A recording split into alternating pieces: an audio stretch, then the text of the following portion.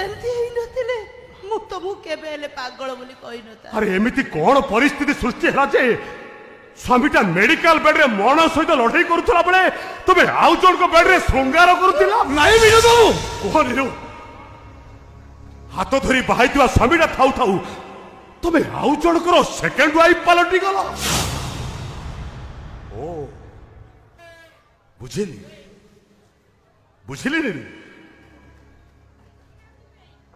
ପୂର୍ବବର୍ତ୍ତୀ ସଂଖ୍ୟା ଠାରୁ ପରବର୍ତ୍ତୀ ସଂଖ୍ୟାଟା ସବୁବେଳେ ବୃହତ୍ତମ। ଜଣେ ଡ୍ରାଇଭର ଆଉ ଜଣେ ଡକ୍ଟର। ତମେ ଭୁଲ ବୁଝୁଛ ବିନୋଦ। ନିରୁକୁ ତମେ ଭୁଲ ବୁଝୁଛ। ନିରୁ ଯାହା ବି କରିଛି ତମରି ଭଲ ପାଇଁ କରିଛି, ତମରି ମଙ୍ଗଳ ପାଇଁ କରିଛି। ଆପଣ ବି ମୋର କମ ମଙ୍ଗଳ କରିନାହାନ୍ତି ସାର୍। ଅନ୍ତତଃ ଗୋଟେ ଚରିତ୍ରହୀନାର ସ୍ୱାମୀ ପଣିଆରୁ ମତେ ମୁକ୍ତି ଦେଇଛନ୍ତି। Binod, you shut up!